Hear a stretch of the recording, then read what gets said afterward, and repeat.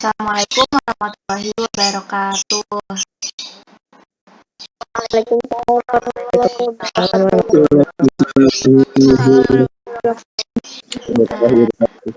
Saya lagi Fauzia Maidah selaku host pada kegiatan hari ini, yaitu memaparkan tentang teori evolusi dari para ahli.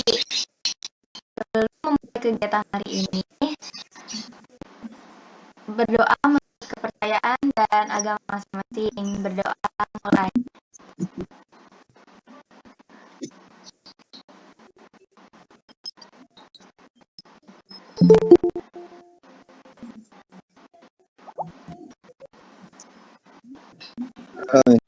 Selesai. Ya sebenarnya walaupun di sini nggak ada Pak Rido ya, kita ucapin makasih sama Pak Rido karena telah membimbing kita. Terus di sini saya ditemani oleh dua moderator, yaitu Lasya Fauzia dan Ranti Solihat. Selanjutnya saya akan serahkan kepada moderator. Silahkan moderator.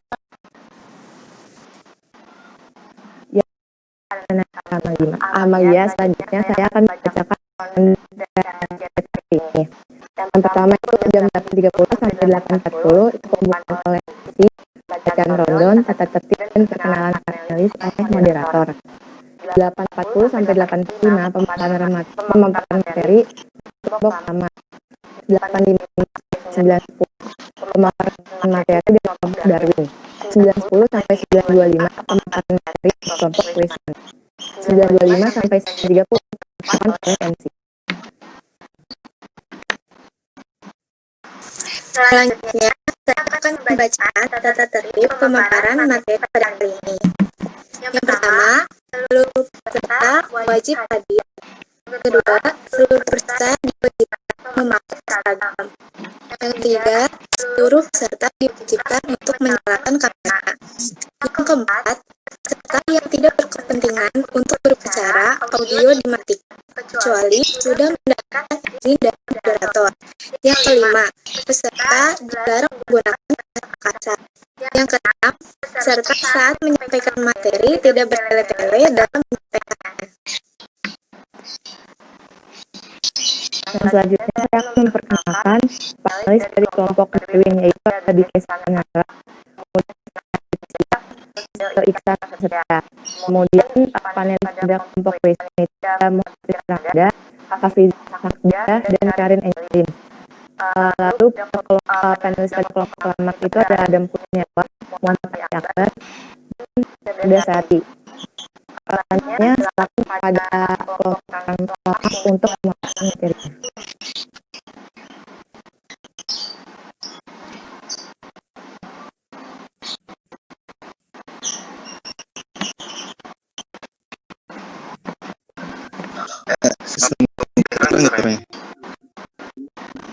Bentar ya.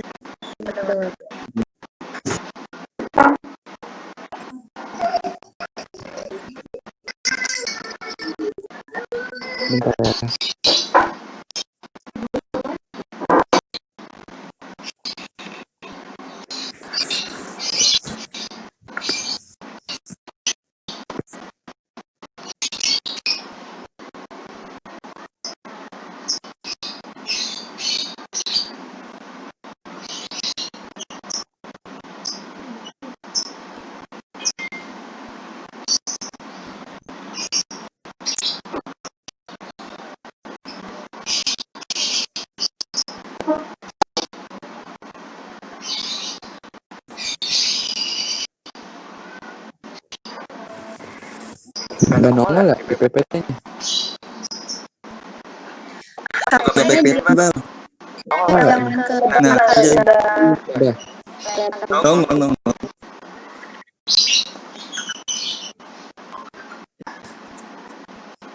Oke, assalamualaikum warahmatullahi wabarakatuh. Waalaikumsalam. Waalaikumsalam. Kami dari Kamar Akhir Utama.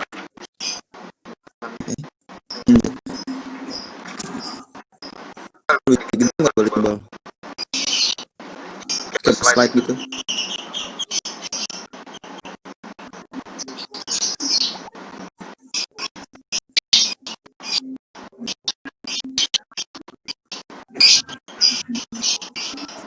Ya,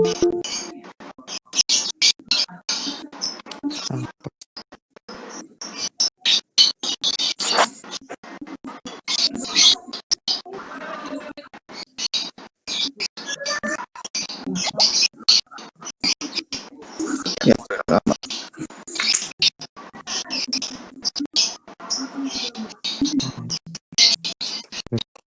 Kalau bisa Nggak bisa. Apa pakai itu aja nih? Coba Cece. Bentar. Bisa tapi nggak bisa kayak segini doang. ini dong. Lanjut aja. HP-nya.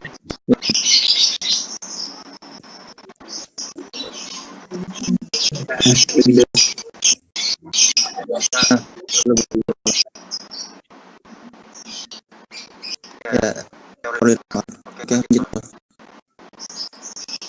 Ini nama anggota kami ya, dari Abelia, Titik Adam, Ahmad Aikal, Syamada Putri, Firman Gila, dan seterusnya.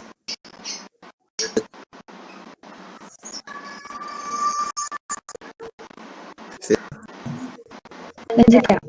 Awalnya saya lamar.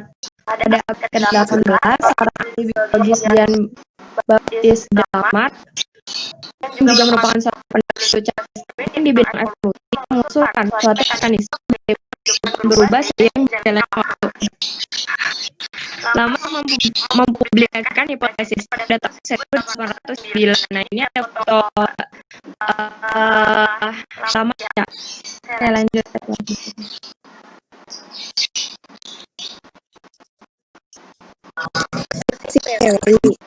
Prinsip teorinya adalah digunakan dan tidak digunakan. Use and choice yang berarti merupakan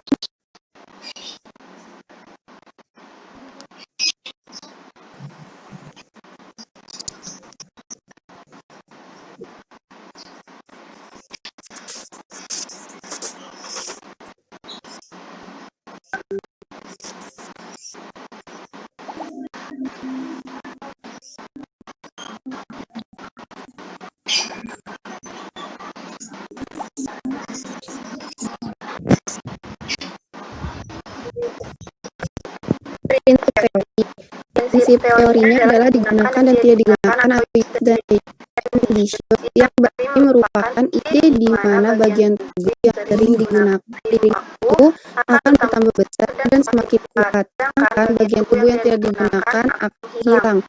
Prinsip kedua adalah penurunan karakteristik yang dimiliki menyatakan bahwa organisme dapat menurunkan modifikasi tersebut kepada keturunannya.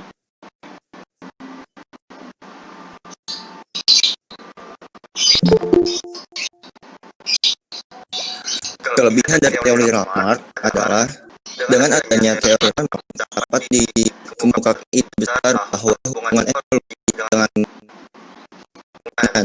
Yang kedua, merupakan orang pertama yang menggunakan evolusi organik dan mengarahkan perhatian manusia tentang hubungan dengan lingkungan.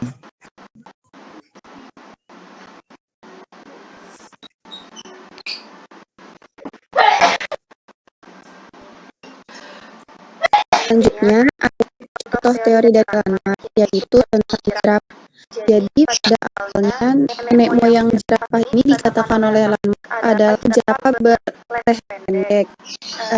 Namun, karena seiringnya bertumbuh pohon yang semakin tinggi, hal ini mengharuskan jerapah untuk memakai otot lehernya lebih ekstra, yaitu dengan menegakkan otot leher agar sampai pada daun. Hal ini membuat jerapah semakin memanjang yang nantinya akan diturunkan kepada keturunannya.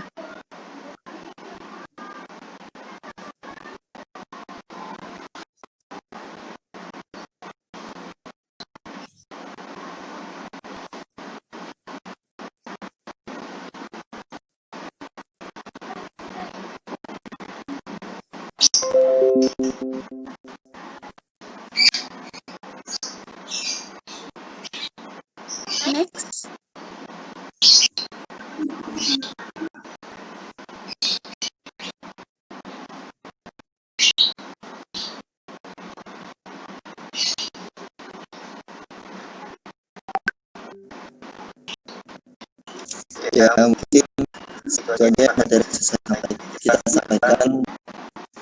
Kurang lebih maaf. Baik saya. Wassalamualaikum warahmatullahi wabarakatuh.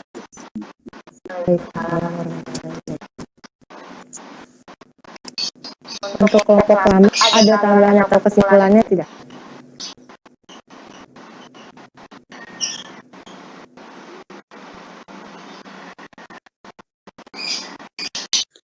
Ya, jadi lamar ini adalah teori yang menggunakan use and abuse atau digunakan atau tidak digunakan, yang jika bagian tubuh yang digunakan akan semakin kuat dan tubuh yang digunakan akan menghilang seiring waktu. Oke, terima kasih pada kelompok Lamarck. Selanjutnya pemaparan materi dari kelompok Davin. Silakan.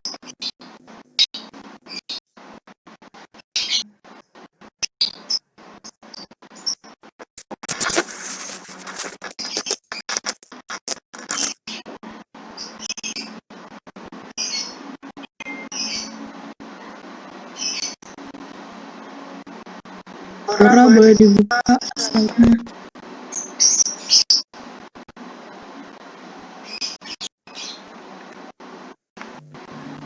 Udah kelihatan belum? Udah. Udah.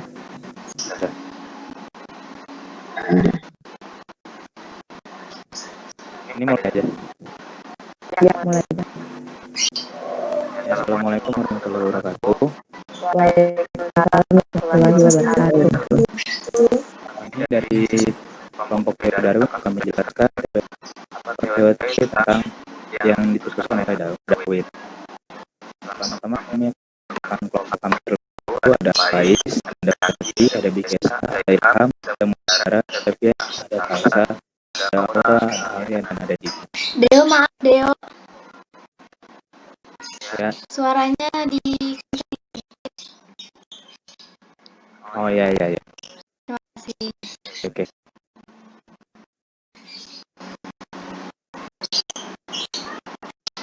Next. Charles Darwin adalah seorang naturalis ahli biologi Inggris. Sangat terkenal dengan kontribusi pada evolusi. Dia mengemukakan bahwa semua spesies adalah satu nemuan berkembang dari waktu ke waktu. Next.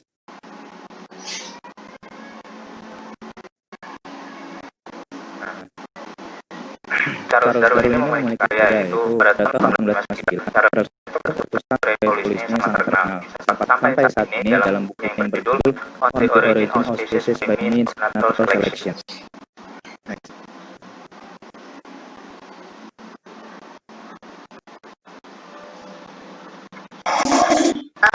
Terus proses dari buku ini pertama Charles Darwin pada tahun 1830 menggunakan 9 naturalis untuk melakukan ekspedisi besar dengan mengikuti HMS di Amerika. Menemukan bukti tentang spesimen fosil-fosil yang memberikan Darwin beberapa petunjuk pertama tentang evolusi. Yang pertama, ini ada kerang Milodon yang menurut dia itu sangat mirip dengan kukang yang ada pada saat itu.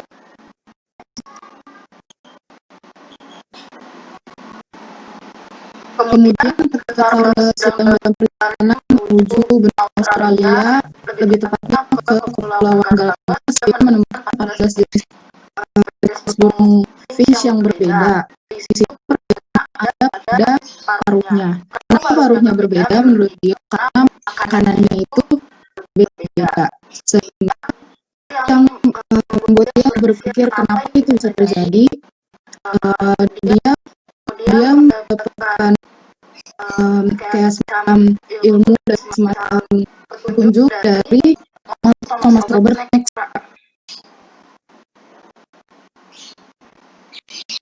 Di mana Thomas Robert itu mengatakan pertambahan hidup akan mengikuti dari ukur dan pertambahan bahan makanan mengikuti dari hidung. Jadi maksudnya itu adalah di dunia ini manusia itu lebih banyak daripada makanan, sehingga manusia aja. Jadi harus hidup dan mencari makan, dan orang-orang nggak bisa bertahan hidup, makhluk yang tidak mendapatkan makanan itu yang akan mati dan tidak menurunkan keturunan. Next.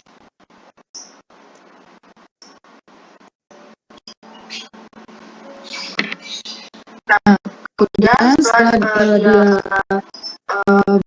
berlanjut tahun 1859, Charles Darwin mencetuskan teori evolusi yang terkuat pada bukunya yang tadi, yaitu berjudul The Origin of Species Means of Natural Selection. Nah, buku tersebut berisi pendapat Darwin mengenai evolusi berikut pendapat Darwin. Yang pertama, spesies yang hidup sekarang berasal dari spesies yang hidup zaman dahulu. Kemudian evolusi terjadi adanya mekanisme seleksi alam. Seleksi alam berupa pertarungan kehidupan yang kuat akan terus hidup dan berkembang biak. Nah, terus kemudian setiap populasi berkecenderungan untuk tumbuh banyak pada proses reproduksi. Kemudian untuk berkembang biak diperlukan adanya makanan dan ruang hidup. Yang terakhir, bertambahnya suatu populasi tidak berjalan terus-menerus. Itu tadi makanya ada yang mati karena kesulitan hidup dan itu akhirnya punah.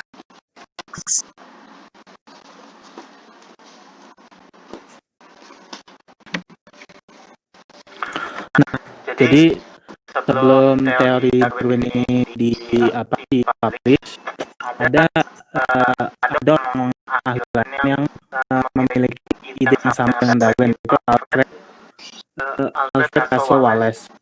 Nah, pada waktu tahun 1864, Darwin ini masih mengembangkan teorinya karena dia itu takut akan kena persekusi dari publik yang mayoritas itu religius. Nah, pas tahun 1805 ketika Darwin juga masih belum bisa mempublish karyanya ini, naturalis Inggris lain yaitu Alfred Russel Wallace tadi pengen menerbitkan makalah yang pada dasarnya merangkum teorinya. Nah, di bukunya itu yang berjudul My Archipelago, dia menjelaskan bahwa variasi manusia itu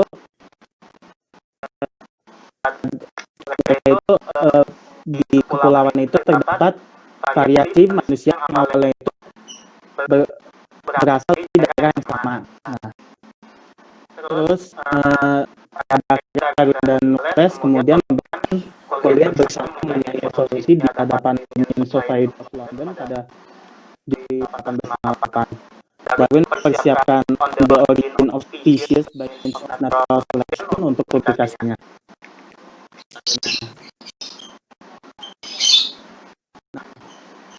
Terus teori evolusi Darwin juga mengakui adanya penciptaan makhluk hidup secara mendadak dan berwujud karena hidup di bumi. Hal dalam teori evolusi Darwin sebagai berikut. Yang pertama itu ada individu yang benar-benar sama, dengan adanya variasi dalam keturunan tubuh meskipun kembali. Terus yang kedua, untuk bertambah banyak makhluk hidup mempunyai kemampuan untuk bereproduksi. Yang ketiga, individu harus mampu berjuang mempertahankan hidup agar mampu berkembang biak, karena untuk berkembang biak dibutuhkan makanan dan minuman yang cukup. Terus yang terakhir, dari selain alam, pertambahan populasi tidak berjalan terus-menerus, sehingga individu yang mampu bertahan saja yang produksi dan dapat melangsungkan ke yang keempat itu adalah dari tadi teorinya Darwin, di mana yang kuat yang seleksi alam yang tetap bertahan hidup di daerah itu, sedangkan yang maka mereka pastinya punah.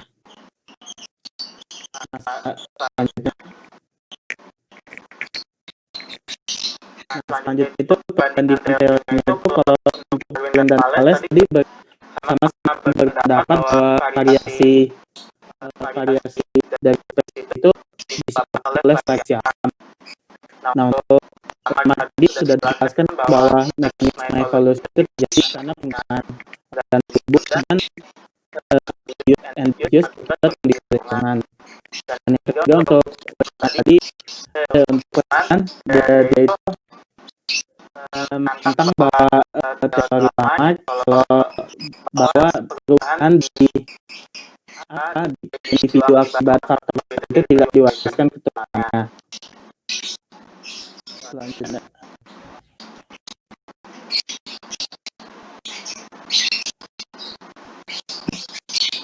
Kesimpulannya, evolusi Darwin ini menyatakan bahwa evolusi merupakan proses terjadinya perubahan frekuensi dengan spesifik yang akan berjalan dari satu generasi ke generasi.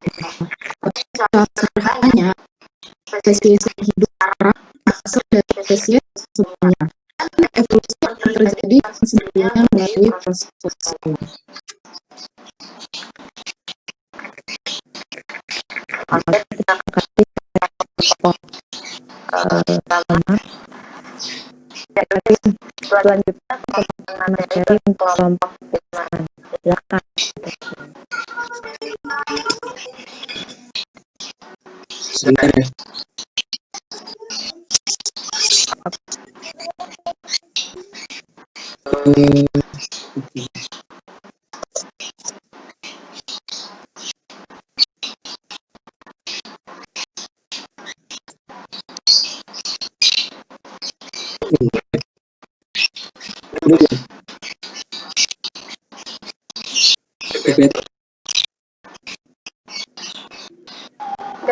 Kasih loading bentar.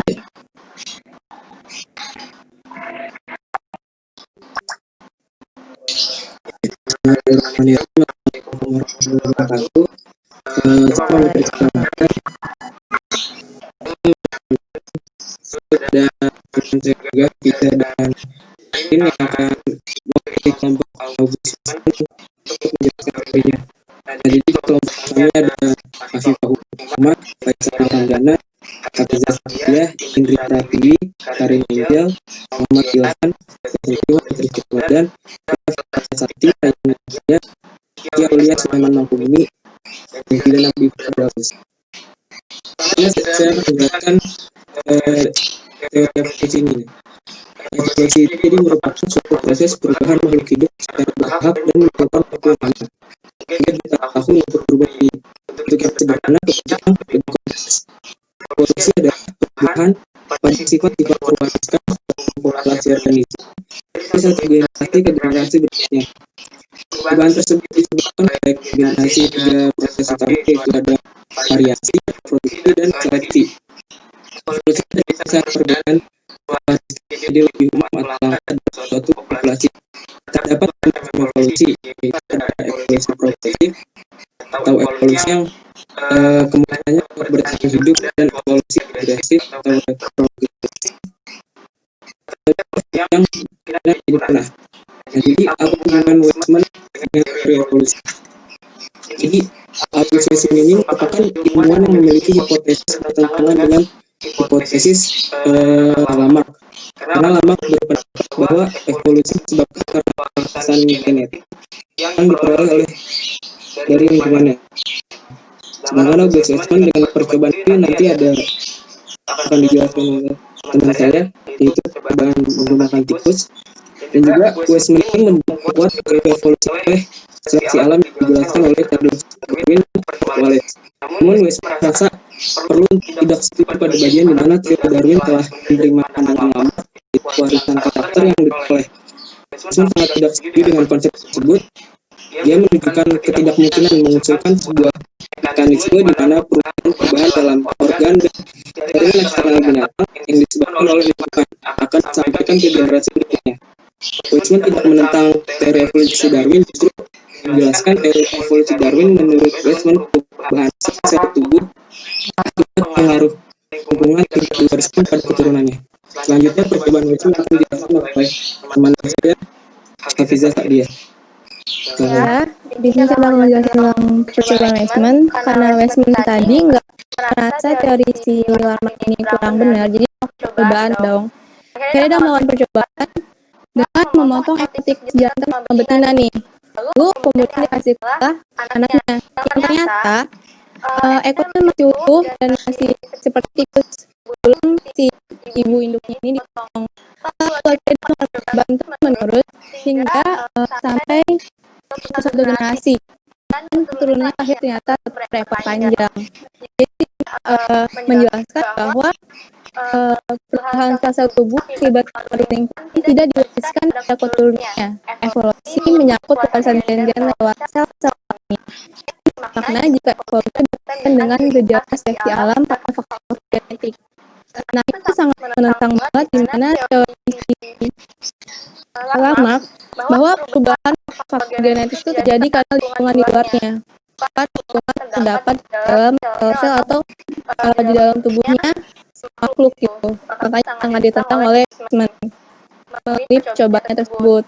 Dan dia sangat menyetujui Darwin karena teori Darwin masuk ke dalam sel dalam di mana masuk ke dalam bagian genetik dari dalam. Sekian. Selanjutnya teori selanjutnya yang akan dijelaskan oleh Karin.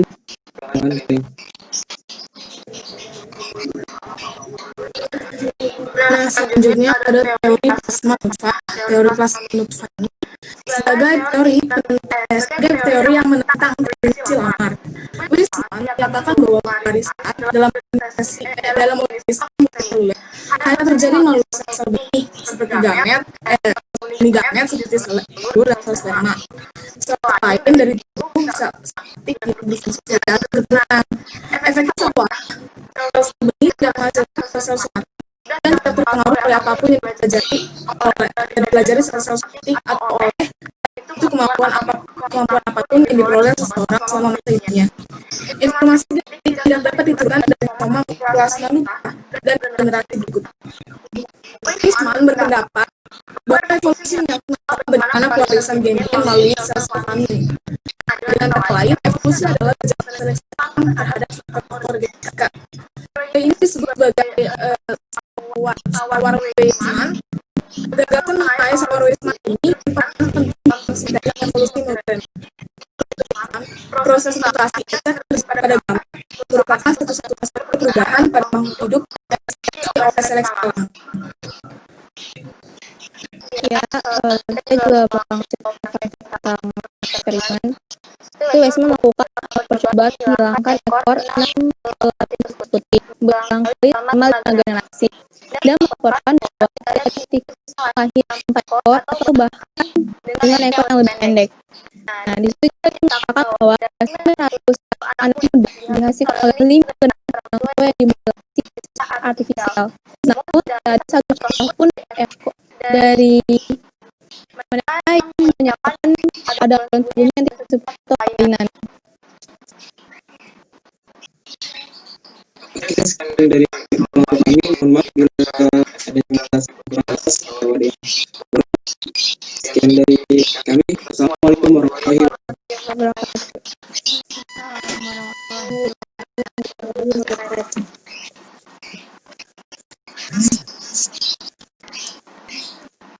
Pemaparan dari kelompok teori lama Darwin dan Weismann sudah selesai. Selanjutnya saya serahkan kembali kepada MC untuk menutup pertemuan pada kali ini. Alhamdulillah, ini telah selesai dan berjalan dengan lancar. Terima kasih kepada Rido yang nanti akan menyaksikan ini. Terima kasih atas waktunya. Terima kasih kepada moderator yang telah membantu kelancaran kegiatan pada hari ini. Terima kasih kepada para anggota dan penulis yang telah memaparkan presentasi teori-teorinya. Terima kasih pada peserta-peserta lain yang telah berpartisipasi dari awal kegiatan hingga selesai. Sebelum mengakhiri kegiatan hari ini, berdoa menurut agama dan kepercayaan masing-masing. Berdoa lagi.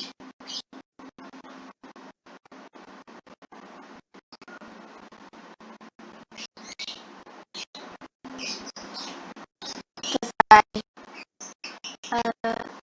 Sebelum partisipan diperkenankan untuk meninggalkan room meeting, saya akhiri Wassalamualaikum warahmatullahi wabarakatuh.